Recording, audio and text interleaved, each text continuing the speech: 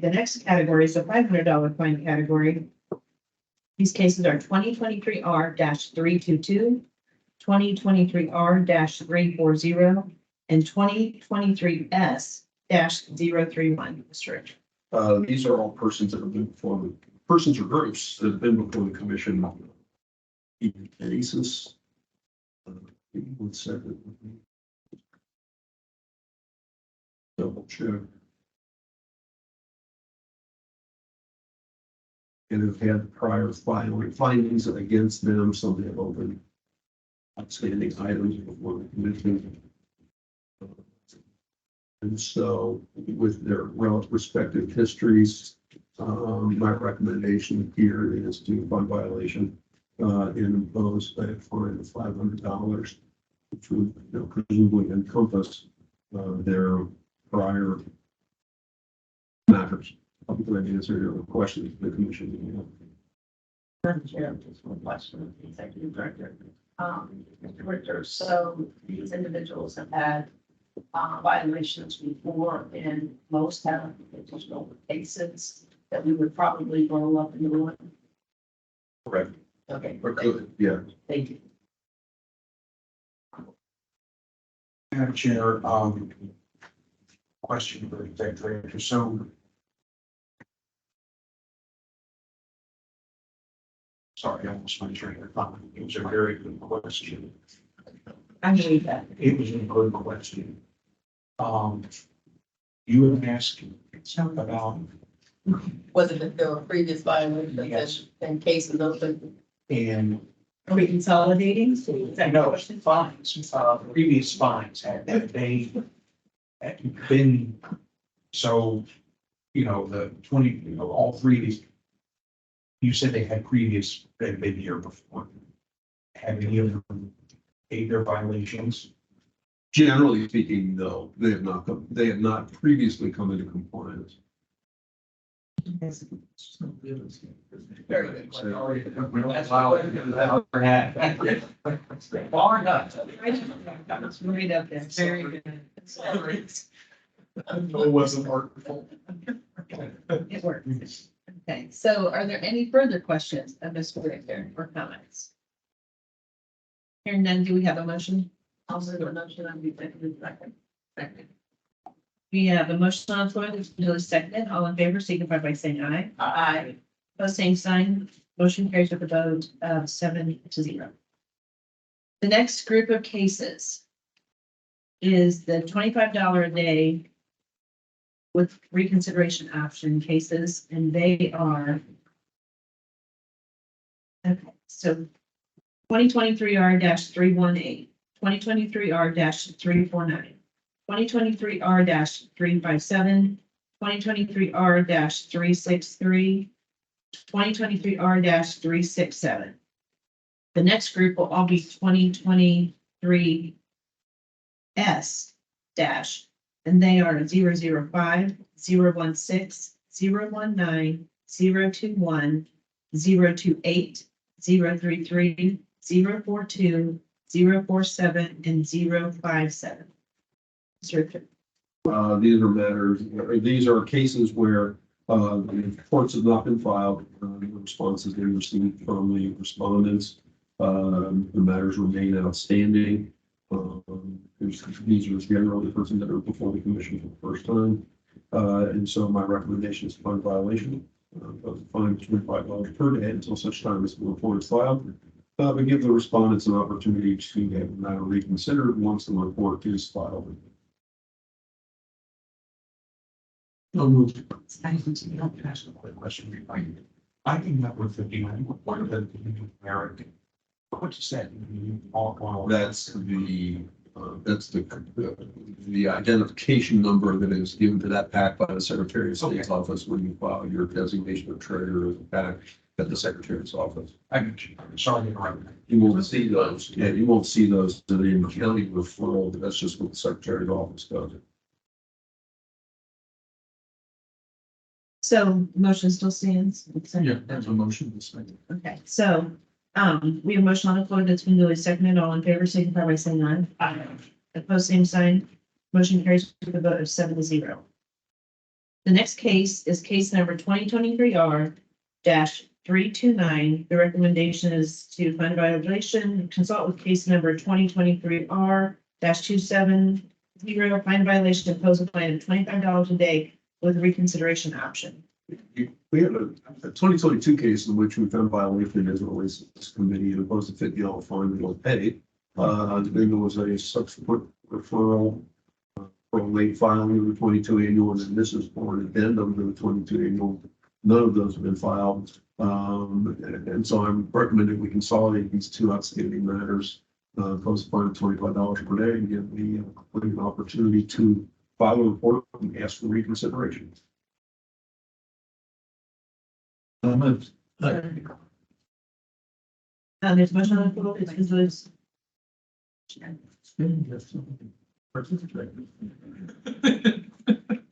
Usually there's a law for this thing. Lewis. You had a law, you had 3 seconds. So there's a motion on the floor that's been duly seconded. All in favor signify by saying aye. Opposed, same sign. Motion carries with a vote of 7-0. Number 26. Right. So the next cases are $25 a day with reconsideration option with payment of $250.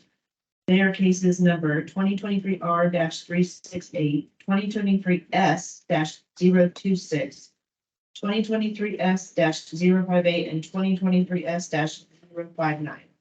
These are circumstances, Madam Chair, members of the commission, where the committee has at least one prior violation, in which we found a violation and gave them an opportunity to have the matter reconsidered and impose a fine of $25 per day. They're not back again. And so, this is kind of the next step up the ladder. Recommending that we find a violation, impose fine of $25 per day, give them the ability to have a matter reconsidered, with payment of $250. Second. Okay, we have a motion on the floor that's been duly seconded. All in favor signify by saying aye. Opposed, same sign. Motion carries with a vote of 7-0. Next case is case number 2023R-321. And that is $25 a day with reconsideration option with payment of $1,000. This is related to prior violations. The more substantial amount of payment to get reconsideration is related to prior violation the commission has found.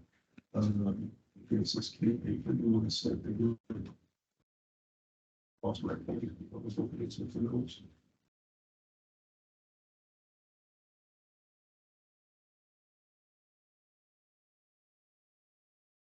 In which, like the last case in which we found a violation, imposed a $500 fine. Previously, we also imposed a $200 fine back again. This as it relates to addenda for a variety of referral or filings with Cuyahoga County Board of Election. That report's not yet been filed. And so my recommendation is, and it reads $25 a day, but if you look at reconsideration, necessitate payment of $1,000 fine, which would encompass some of the prior amounts that the commission has levied. Questions? Second. We have a motion on the floor that's been duly seconded. All in favor signify by saying aye. Aye. Opposed, same sign. Motion carries with a vote of 7-0. The next group of cases is a recommendation of an $8,975 fine plus $25 a day with reconsideration option. They are cases number 2023R-306, 2023R-319, 2023R-356, 2023R-360, 2023R-362, 2023S-022, 2023S-029, and 2023S-043. I almost said 9 on the end. Bringing back a little history to the Just so you commission. know. These matters, there are multiple findings by the commission, at least two, in which the commission imposed per diem fines of $25 per day. It's back for at least the third time. And so my recommendation So find a violation, impose a fine of $8,975, which reflects the amount, $25 a day from the date of the report was due on on January 31, 2023 until today's meeting date. But then also $25 per day on into the future. I'll be glad to answer the commission. Any other questions that the commission may have? Any questions of Mr. Richter? I'll move the recommendation of the executive director. Second. We have a motion on the floor that's been duly seconded. All in favor, signify by saying aye. Aye. Opposed, same sign. Motion carries with a vote of 7-0. The next case is case number 2023R-351. The recommendation is to consolidate with case number 2022R-478, find a violation and impose a fine of $8,975 plus $25 a day with reconsideration option. The difference between this and the cases we just deal with, was I'm just recommending consolidation on the prior outstanding matters that we have currently open and outstanding. This individual also has multiple violations to pass.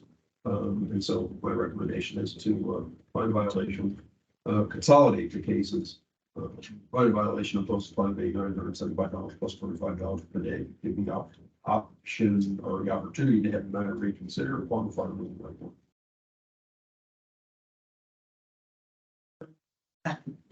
We have a motion on the floor that's been duly seconded. All in favor, signify by saying aye. Opposed, same sign. Motion carries with a vote of 7-0. The next group of cases is the recommendation is to find a violation, impose a fine of $35,900 plus $100 a day with reconsideration option. Those cases are 2023R-308, 2023R-312, 2023R-369, and 2023S-034. Madam Chair, members of the commission, these have at least 3 prior violations the commission has found. They are back again if the reports have not been filed. And so my recommendation reflects $35,900, which is $100 per day from the day the report was due until today's date, and then $100 a day into the future. We'd like to answer any other questions if the commission may have. I'm Chair, you know, it's coming. My comment, I just want to note for the record, that I would implore that the executive director to research with prosecuting attorneys associated, et cetera, into looking for a way to refer these over for prosecution adversaries. Duly noted. Thank you, Madam Chair. Duly noted. I'll move the recommendation of the executive director. We have a motion on the floor that's been duly seconded. All in favor, signify by saying aye. Aye. Opposed, I can't see you over there. Okay, motion carries with a vote of 7-0. The next groups are continuing the cases. The first one is 2023R-323 that is continued upon the request of the staff attorney. The next is 2023R-320. That one will be continued upon request of the respondent. The next group will be continued for service. They are 2023R-278, 2023R-307, 2023R-313, 2023R-359, 2023S-014, 2023S-036, 2023S-040, and 2023S-054. Those are all continued. Okay. Much better. So the next item on the agenda is for the commission to go into executive session for review of precedent. Madam Chair, I put it to the director, if you don't mind. Sure. The Elkins case discussion kind of prompted me to ask what the latest update is with Blystone. There has been a submission of remaining amount in count of Mr. Brown, I think, to the AG's office in an effort to try and resolve the outstanding matter that we sent over to the AG's office. That's just happened in the last couple of days. And the AG's office is reaching back out to us to say, is that okay? Would that fulfill the full obligation of the agreement? Oh, no, it's about $17,000, as I recall, the 30 was the 30, was originally submitted to Mr. Brown. Which would leave us probably about $20,000 short of what our, considering we also got the money from the Delaware County Court as well. That's probably about where it would leave us. I'll take direction. I have to reach back out to you guys because it's only come in the last few days. Stuff getting ready for this meeting. But that has occurred. What's the total? Because I wasn't on the commission. About $125,000, I think. That was the violation levy against the campaign committee by this commission? Yes. Okay. Yeah. And how much has been collected? About $125,000. So it was just all, give me everything. I don't know how to phrase this. One of the difficulties is, at one point it was reported that it was about $180,000 in the accounts. But then as things moved along, it was like, no, there was really only about $150,000 in the account. That was never really broached either by Lifestone, his attorney, who was representing him with about $180,000, that appeared there. Reasonably appeared there was only about $150,000. I'm kind of working generality there in the account at that time.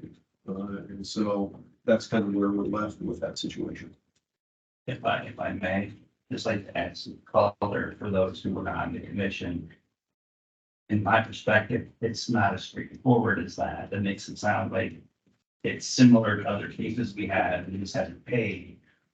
We had a few days of hearings, the final of which attorneys for two complainants and Mr. Blystone spent was supposed to be 45 minutes and it turned into 3 or 4 hours of negotiating an agreement whereby they would pay the escrow amount from the court if and when it came. That was separate, and that came in. And Blystone sat right in that chair with his people and agreed with his attorney to pay a certain amount, which was, I predict the number. After which he gave his attorney a check for nowhere near that amount. And delivered it with expletive view election commission, right? Which, let's just take the professionalism of that side. He sat there with his attorney and represented to this commission that that money was there and they were going to pay it and agree to a number of provisions. And now we got the check that was well short and had been trying to take steps to collect. And I think there are a number of commissioners at the time who were of the view, based on what happened in the hearing and the evidence shown, that there was a very strong case to refer for prosecution. So it is a lot more than just, oh, he's trying to pay and he's paying some. This is I know I've been of the perspective that since this might not be a professional term, but when I was a kid, we would say he reneged on the agreement. For lack of a better term, that he should be potentially for prosecution now. It's been what, like a year almost? Since this lived up to what we agreed to, that this commission adopted. He's still short 20,000 apparently, right? And it's nearly a year later. I think it's 9 months. I believe, isn't it? It was right about this time last year. It's right around the year. I didn't want you to have the impression that, oh, he's trying to make it, and this is far from making, yeah. Thank you, Mr. Knight. That's an understatement. I'm far from from trying to make it. I mean, you would like to not make it. It's coming, it's no, so that's. Thank you, yeah, or something. That's what's. Another gesture. There's several hours of footage for your. Yeah. Somewhere. You know, there are things funny.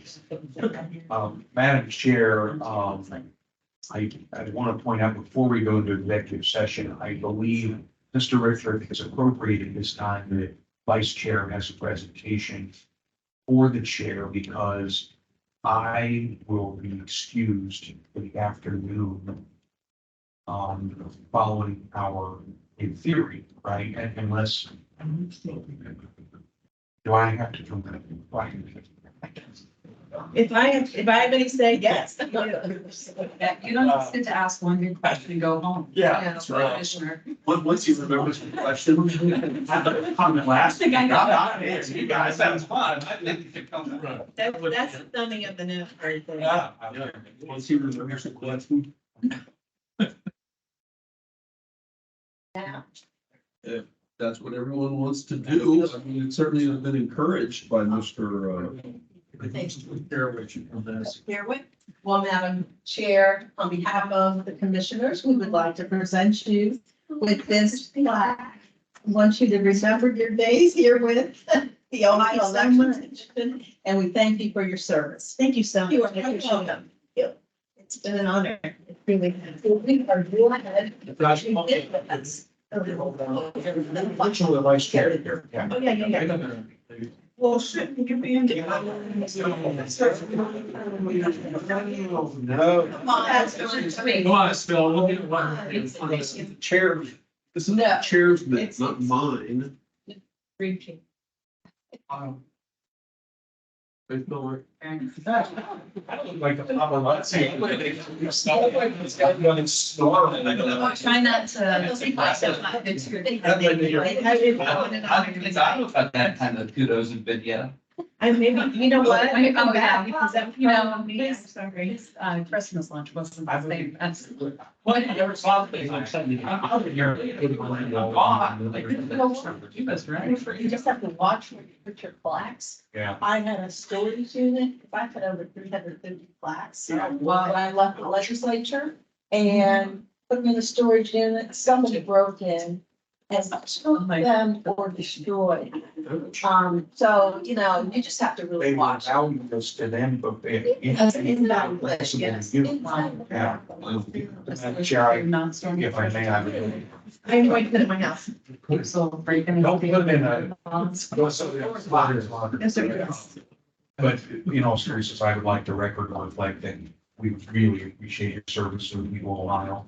And, you know, particularly this year as chair, I know at times it's been challenging and you've handled it with grace and professionalism. So thank you very much for everything you've done. Thank you. All here. Listen so much. Thank you. Well said. The rally commission. You guys do the best. Thank you very much. I appreciate the kind words very much. Would you like a motion to go into executive session? Yes. Yes. Am I taking a break first or? No. No, we'll go into executive session and then take a little break. Mr. Padlock. Okay. I'll move. We'll be going to executive session pursuant to revised code section 121.22 for review of personnel, 121.22G for review of personnel. Okay, couldn't say it better myself. Second.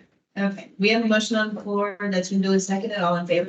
That needs to have a roll call Roll call, vote. sorry. Mr. Lyle, Yeah. Ms. Hagan, Okay. Ms. Davis, Okay. Mr. Knight, Ms. Carey. Mr. Caraway. Okay. Ms. Tavares, Yes. Ms. Kaufman. Yes. That motion passes unanimously and you guys are now in executive session. Thank you. Question for Steve. I don't even know if they're here. Can we invite Mr. Polkey and Mr. Tucker? Yes, Are definitely. they here? If they're both here, Yeah. Mr. Yeah, they're there. Polkey's here. I've seen. him. Mr. Stubbs had requested not to be a part of Yeah. this. He needed to. Unless it was Bring absolutely. it back. The earlier notion. Now they have to do. Sign. So Yeah, you still want to take a little break? I thought the second. Well, I'm just, I don't know when we're gonna be, it doesn't really. I just thought it was a nice break. I'm not like, gotta go. Yeah, but I do them. Okay, I got. I think okay. So, let's take a brief recess for 10 minutes because everybody knows it's gonna. Okay. 1:57, we are back in session. First order of business. Do we have a motion? Discussion of. Coming out of executive session. We had a motion. We do that. It was moved by me and seconded by Commissioner Davis to come out of executive session. And what was that time again? 150. And passed unanimously. Okay, thank you. Okay, so discussion was had about, executive director, Richter's, personnel review. And so that was discussed at length. And do we have a motion regarding that discussion? Yeah, I'll make a motion to increase Mr. Richter's pay by 5%. Effective. Did Phil, when do you start? No, am I wrong? No, I mean, we can do it at the next pay period. So, I don't know what you want to do. I mean, that. Okay, but when's your effective date? Effective date is. Is it like calendar year or? Is that what we? We'll take it then. What generally has occurred is everybody's, you know, like last year, we're like, okay, we'll increase your pay 12%. It was. You know, and so I just work together with Chris and we'll do it at the next pay period because it's just easier to put it as of like the beginning of the next pay period. So it's not retro. Right. I mean, we had, I think there was one time when they did do it, and then we had to figure out, go back, et cetera. You know, so I mean, that's possible. But normally I'll just, you know, whenever you guys approve it here, I'll just institute the next pay period. You know, when it was instituted Sunday or the following. last year when it was instituted, I'm sorry. when did it go into effect last year? What I have on my note was January, I think it was the first pay period that came out in the second day of January. I mean, I just reflected it in January, so. Okay, that's fine. I just want to make sure we're looking at a year. Yeah. Here. So I'll make a motion to increase Mr. Director's pay the next pay period at 6%. You just said 5 a minute ago. and now Not you 6. just- I would go along with that 6%. So, I'll make a I second. did, I misspoke. Okay, so we have to, if. In the first. You have to make Yeah, a there- motion. yeah, Nobody made. a I'll second. withdraw my You motion. would have I'll to, withdraw my motion. Withdraw and or amend, but I think. I'll just withdraw. I'll withdraw the motion. I'm sorry. Would you like to make a new motion? I would because I obviously spoke. I have a motion to increase Mr. Richter's pay beginning the next pay period to 6%. Second. And are we able to? Yes, no, you have a motion, you have a second, now it's time for discussion. Right. That's proper. Absolutely. Yeah, I would just express that, well, certainly worthy of that. I would feel comfortable at a slightly lower rate, as I'm sure others may similarly feel. Just given COLA increases being at, what, 3.8 was the number, I think. 3.2. 3.2 was the percentage that we reviewed, and with the increase that we just recently saw, not a question of credit or worthiness, but just looking at the entire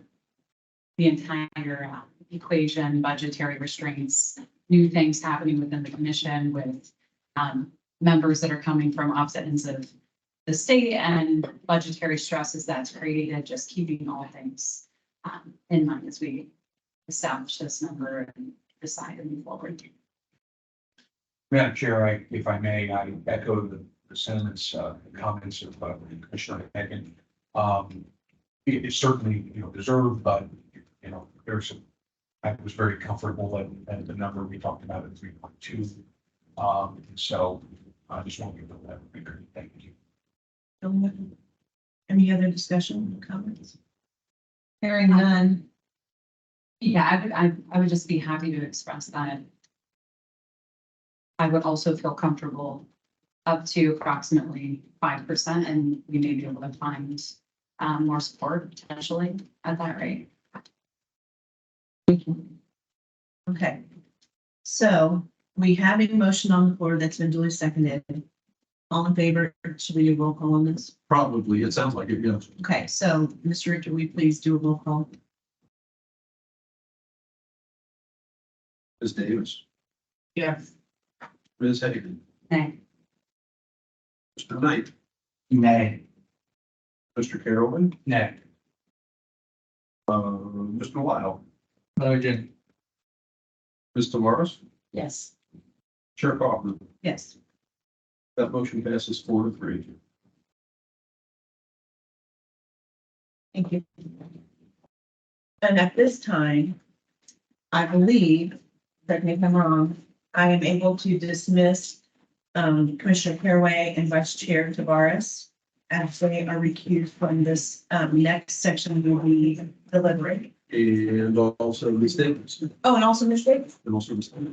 Before we lose Commissioner Lucas, you need to find the minutes. right?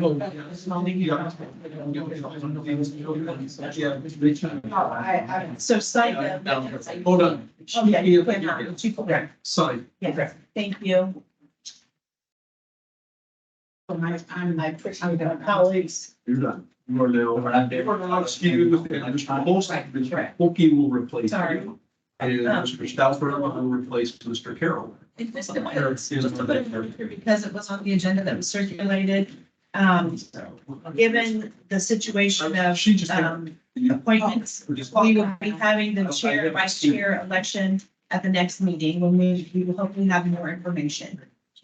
Thank you. Thank See you all later. All right. Have a good week. Okay, you too.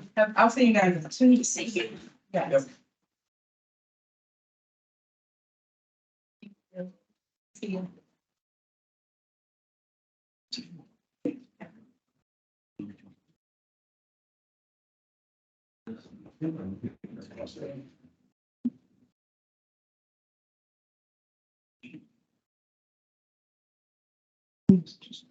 Welcome. It's good. It's influence them to do it that way. It wasn't, I. 3 days ago, I visited 2 days ago, I want to have 21. It did not make or break me, so there you go. Goodbye all. Take care. It's going to my kids' hands anyway. Thank you. Thank you. See ya.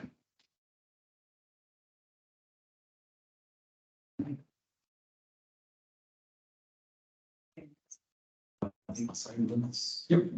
We were part of it last week. Okay. Is anyone else's head killing from this weather? It's not- Yeah. It's not. It is really. Weather. No, it really is the weather. Okay, so we're in session and the next thing on the agenda is the continuation of the Hicks versus Schmidt hearing. We've heard all of the we've heard the cases from both sides, and now at this time it is up to us to come up with a resolution for this case. So everyone had all of the information sent to them from Mr. Richter. And I guess I will open the floor to anyone who would like to start the conversation.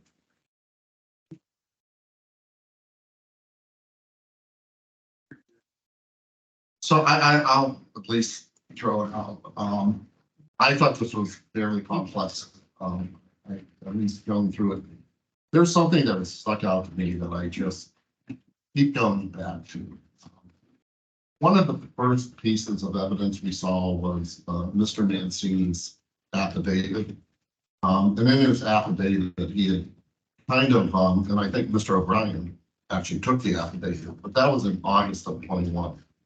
Then that he indicated that he received no money at the time from ORP, and that he wasn't directed to work on the Schmidt campaign as well.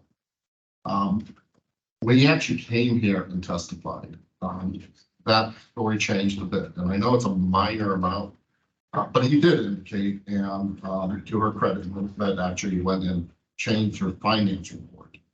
But this through kind of me where I keep going back is this knowing, because I've given affidavits, I've gone through this. Lawyers are pretty thorough in asking you kind of the questions they want to know. I always look at that August of 2021 date as potentially a conversation happening with Mr. Mancini. That was there any information about the campaign that was shared? Clearly, when he came here, I think that was the September, I believe, September 27th meeting. He indicated 10% of his time was worked on that got reported. That to me is a red flag. I just can't come to grips with the fact that was there information to the campaign on that August, or the August of 21 date. So that was a concern that I still feel knowingly there was actually something out there that might have been, even if that's not the case. I do believe, and the filing wasn't filed until I believe it was January 15th, the actual amended filing that indicated the 10%. Between that September date and that January date, I think they were well aware that there was something that needed to be corrected. I think that the change should have happened early in terms of filing that amended deadline or the amended report. So that is the one piece that keeps sticking with me. In terms of corporate contribution, I'm not sure I see anything there that would be a violation. So at this point, I still feel that the Mancini that may have come and been a violation. I'm certainly, interested in hearing everyone else take on, kind of all that. But that was one piece that stuck out with me for kind of weeks. And it still just doesn't feel right to me that there wasn't a violation. I think there was a violation, but how soon or how long they knew about this is something which is still troubling, at least to me. To build on that a little bit, if I may. Actually, if you look at the affidavits, both of Mr. Mancini and Sir Carr, both of them are factually correct as written. To your point, the attorneys are very thorough in, determining how they approach cases. Work with attorneys a lot. And it insults my intelligence to tell me that those were not written that way to avoid, to obfuscate that Mancini worked on the campaign and was paid by the, Republican committee, right? There's no reason to write them that way with that specific wording if you're not trying to hide what happened. So that bugs me in a big way. And the other piece, strip away the theatrics, of which there was a lot. I don't know if there's a violation here, but a thing that stuck out to me was it was well established that Mr. Caraway and Representative Schmidt are close friends. She testified that they speak, a couple times a week, right? But she also testified that she had no idea that he was doing anything with their campaign. And he testified that, was through JPL, and he was doing it across, the state. But yes, absolutely, he spent time. Well, if they're great friends and talking, multiple times a week, again, it kind of insults my intelligence that it didn't come up, that he's doing some stuff under campaigning, even if in passing. So I do have some challenges with, there were also some discrepancies that I noticed in Rosanna Schmidt's testimony over time. I'm going to them. I think a lot of them have to do with frustration, emotion and whatnot. They weren't necessarily a big deal, but I don't feel that it was entirely truthful, to be honest. Now, what does that mean in terms of a potential violation or sanction, if any? I guess that's the deliberate, but that's kind of where I'm at. And clearly, the Mancini work should have been reported by the ORP, right? Probably.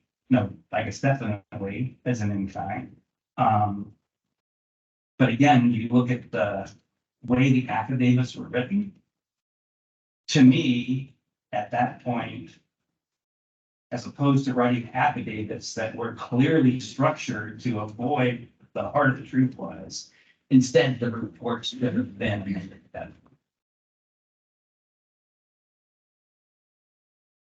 So you're saying they should, the Mancini amendment should have been, or there should have been a revision amendment after they received the charges? Without a full, like, knowledge of every bit of the timeline, the time when they produced those affidavits should have been the time that they were amending, as opposed to those carefully put affidavits. They should have been done at that time. At what time that they exactly, I don't have. I think it was not long after the complaint or the first response. August 2nd, 2021. August 2nd, 2020. So, anybody want to go? I'll go.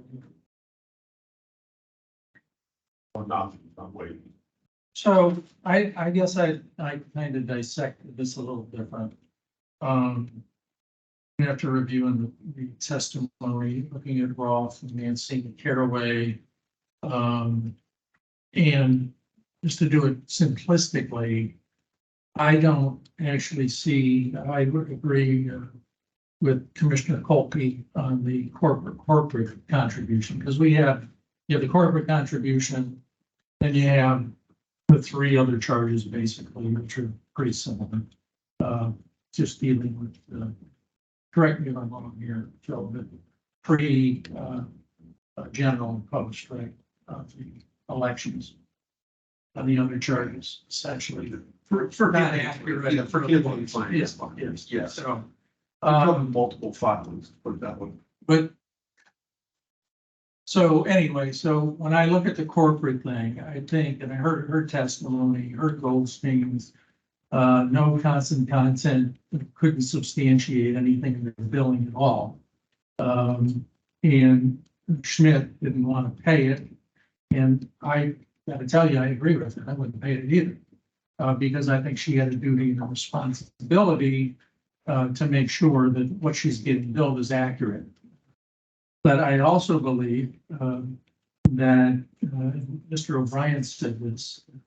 He said Schmidt, quoting from what he said, Schmidt did not only accept the corporate contribution, but negotiated in good faith, a disputed claim, settled it, and reported it. So I don't see a violation there myself on the corporate side.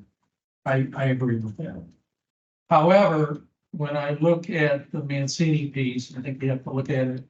I think Mr. Kolke is saying the same thing. You have to look at it as to when the charges were filed. After the charges were filed, I mean, we know it's that he worked. I mean, that's incontrovertible because they amended their reports. And they amended their reports because of its testimony on 9/27 of Mr. Mancini. Okay, that he did in fact work. And not to underscore it, but Rolf also talked about that in his testimony, Tommy Rolfe. And he went in talking about Super Saturdays, if you recall that, and that Caraway was there and that Mancini was there. And I also factor in the close relationship too, so I'm looking at that. The other area I'm looking at, though, Mr. Hicks, I'm going all the way back to when was our first meeting, May 1st or May 4th, I think it was.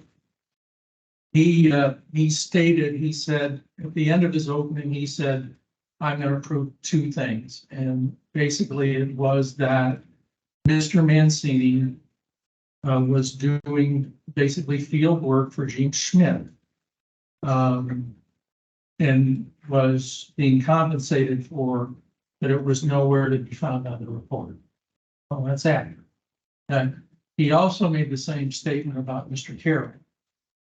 And I know we didn't spend a lot of time on Mr. Caraway, but he said that Stephen Caraway was being compensated and was doing work for Gene Schmidt. Mr. O'Brien said in his opening, because I looked at both openings again, he said that they were close associates, and Mr. O'Brien's opening said that he was doing things basically gratis, which would have been okay. However, when I reviewed Mr. Caraway's testimony, he said, now you got to remember the buckets here. So Roth and Caraway, Fitzsimmons, Fitzmartin, I'm sorry, I spoke there.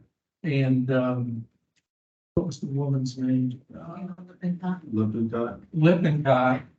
They were working for JPL, right? So Caraway was being compensated by JPL.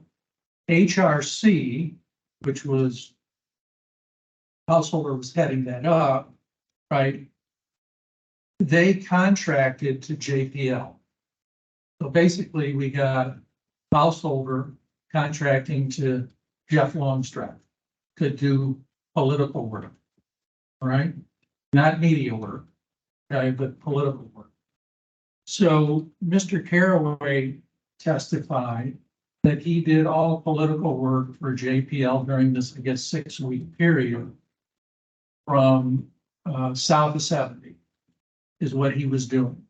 His testimony also said that he was doing Schmidt, he was doing Freeman, and he was doing other cases or political campaigns.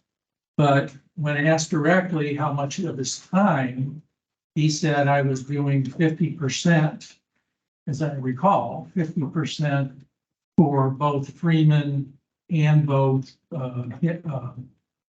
Schmitz.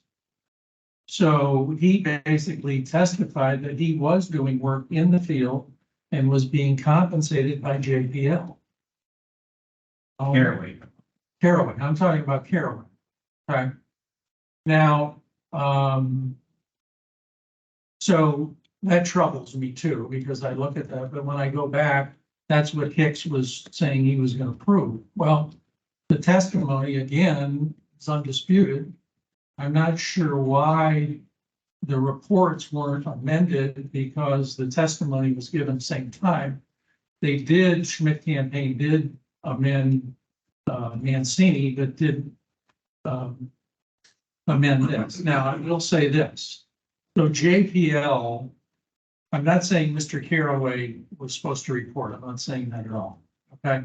He was hired by JPL as a contractor, correct? Correct. Okay. So JPL, what I see is that it was their responsibility to tell HRCC, okay, what the in-kind contribution was from JPL, if they had people doing that. And then it's HRCC's responsibility. What was her name? Lippincott, yeah. Lippincott would have been responsible because she did the HR function, right? Well, she did the HR function for JPL. So she should have reported to HRCC. All we know about her is that she's in Europe. She's nowhere to be found, right? We also, and then HRCC should have reported to the Schmidt campaign. Follow me here. They are the ones that should have reported Caraway's time. Are you with me? It's confusing, I know. To Schmidt, that never happened. Right? But we know it happened. Well, I would push back.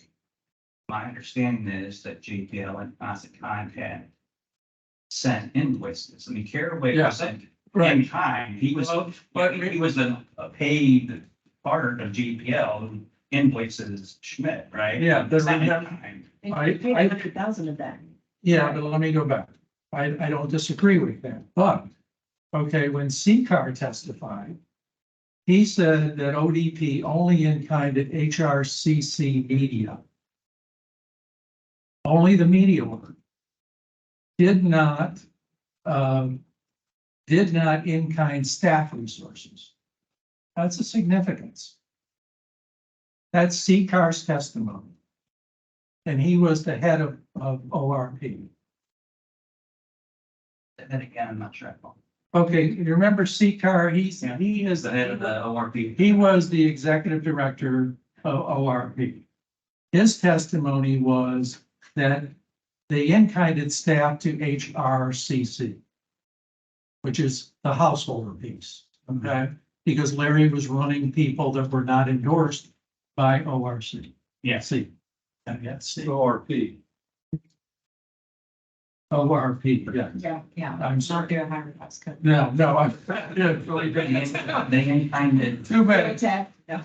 They, That was, so Ohio, let me do it this way, the Ohio Republican Party, they only did in-kind to HRCC for media.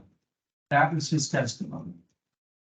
but didn't they also testify that they weren't staffing those races because they were not ORP approved or condoned races, so they didn't have an actual correlation with staffing? They weren't, but then Householder, HRCC hires JPL to do the field work, who Stephen Caraway worked for. Yeah, but that's not the ORP, that's HRCC. Those are two different bodies. I understand that, but if JPL is doing work for candidates and it's in kind, and they're hired by HRC, do they not have a responsibility to report in kind to HRCC, who then reports to ODP?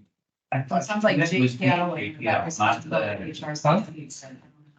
Paid I thought JPL Schmidt was directly. paying JPL. They weren't paid for by HRTC or ORP, No, Schmidt was paying Constant Content, which is, which did It also did one- the media part. which they marked up 10%, which is for overhead, which. But for CCAR's testimony. In CCAR's testimony, I mean, you look at the tapes, but it was that HRCC was in-kinded the staff, ODP, okay, ORP.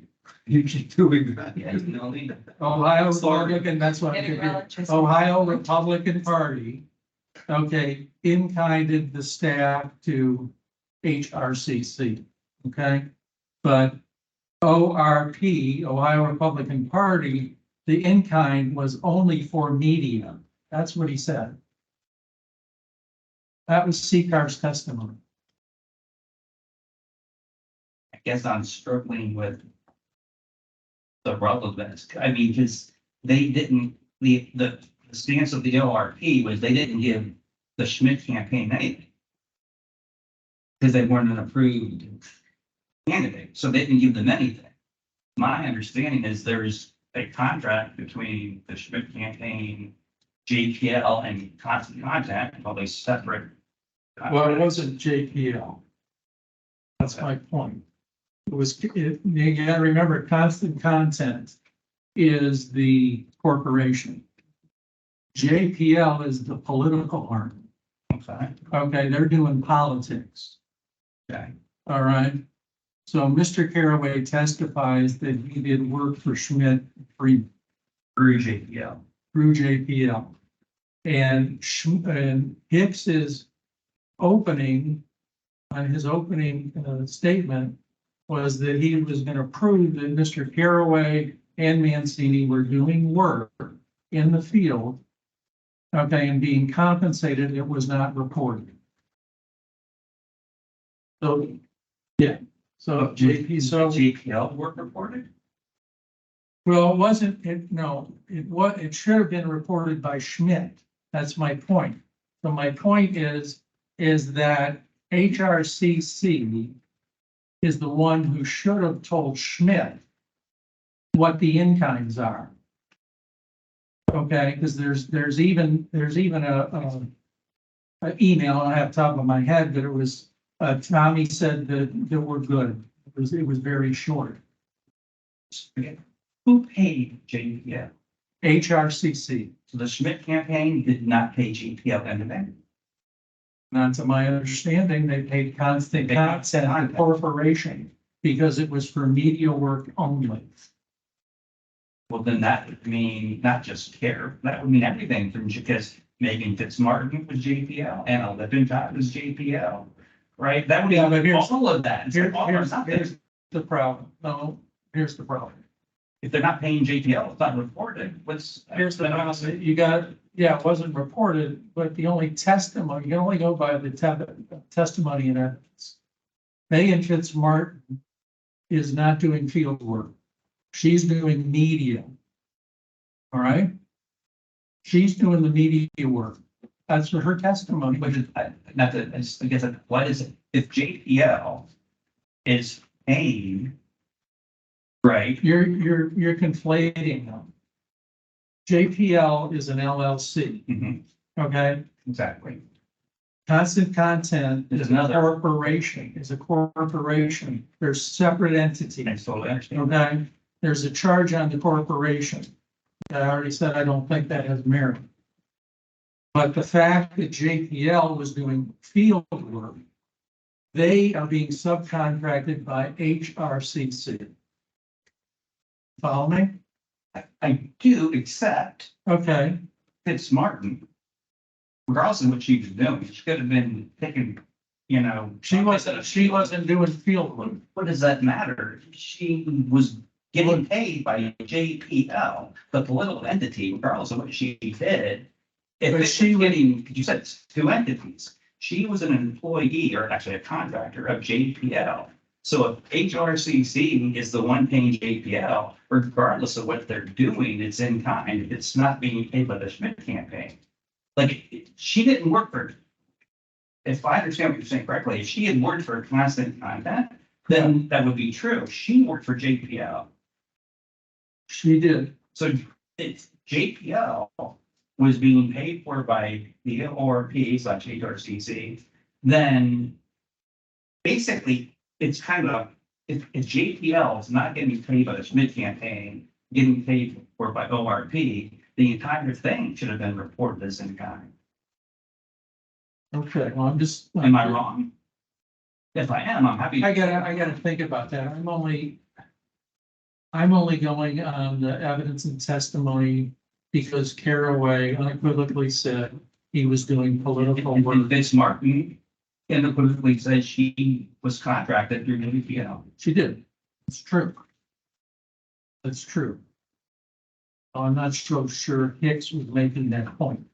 His point through the charges, and I'm saying, if you look at his May 4th opening statement, at the very end, he says, I'm gonna prove two things to you.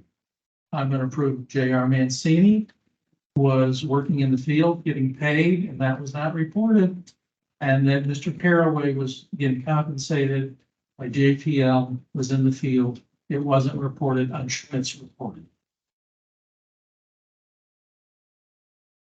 So I didn't consider that. I mean, that's another thing that I wasn't looking at Fitzmartin because in my mind, she was working on the media. Okay, She got paid by JPL. So no, that's true. sure, I'm just figuring that was part of the corporate stuff. Again, two entities. Yeah, no, I, Her contract, I'm 95% sure she doesn't, but that her contract was as a contractor through GPL. And she passed the call that she had no direct relationship with Constant Contact as an entity, other than knowing that Jeff Longstreet ran them. but she was also working on other campaigns too. Yeah, they always do JPL on a host of stuff. Those care about. Right. All right. You can add that, that wasn't in my piece, but, so anyway, so when I was looking at Caraway, because of his testimony and what he said, and then he said he was getting paid $4,000 to $5,000 a month from JPL. If you'll remember, that's what he said in his testimony. And it was consistent, his testimony was actually consistent in the Freeman piece, because he introduced that to Mr. Caraway, because they had a little tat-a-tat, I guess you would say, as to what Mr. Caraway first said. And then Mr. Caraway said, no, it's consistent, you gotta look in the prior part of the transcript, which was there. Right? So anyway, my thought was, given where I was initially, was that for the corporation part, I think, I don't see any claim there. I don't see a violation. I think she did everything she could. They've already basically said Mancini was doing work not only by his testimony, but by his amendment, right? The Schmitz campaign, they amended. So clearly there's a violation of that situation.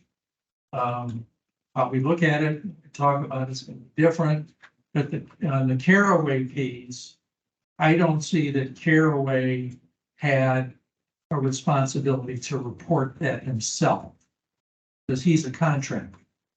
But he has no responsibility to report that to Schmidt.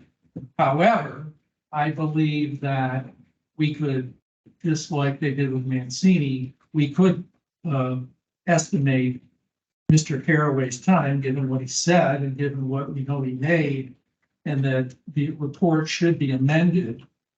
But I don't see a violation on Mr. Caraway or Gene Schmidt for that matter, because she can only report what she knows, and she didn't have that. But I believe that should be amended.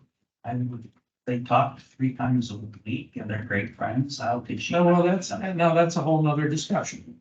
I mean, I'm not saying I agree with it, but that's, what I'm trying to do is lay out the way I looked at the case, okay? In these different buckets, that I think we should analyze it from that standpoint. Okay, and then, in Mancini, you have, this goes back to what you were saying, Mr. Polkey, when did they know, did they know? Or, now I'll say this, at a very minimum, and this is based on, you can tell I'm retired, because I have nothing to do. On Mayhew's testimony, when Mayhew testified, okay, it was asked, once somebody knows that they have knowledge, this went to the knowingly stuff we were talking about, when should they file? And essentially he said immediately. That wasn't his word, that's mine, but I can pull the word out. I have it here somewhere. But he said, let's see. Just give me a minute. I'm going to 20 pages.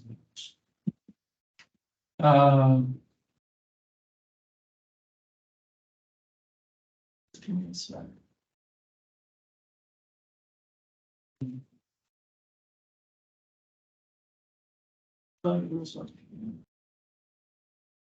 Well, I have it. Just give me a second.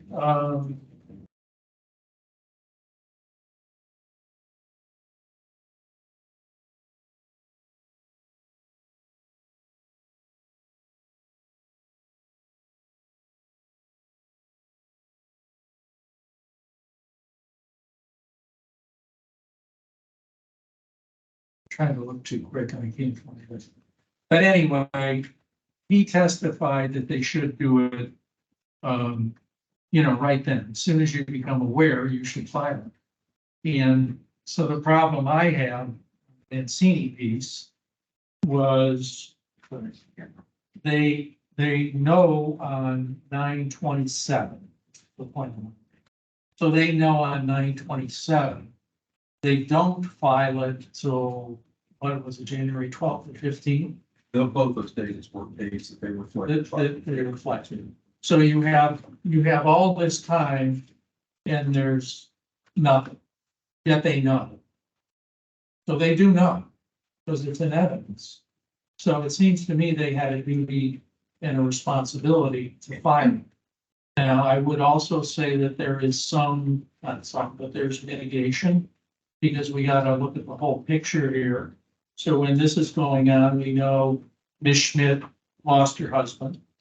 We know that she now appointed, that was in August. In September, she now appoints a new treasurer. Right? And I think you have to give them a little time to get up to speed.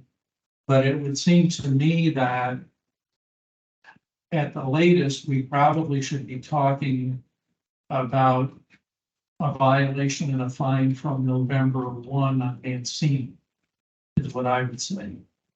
And then I would say, no violation on Caraway, but amend that. We could amend it and then no violation on the corporate. That's where I'm at. So, probably don't need to hear it.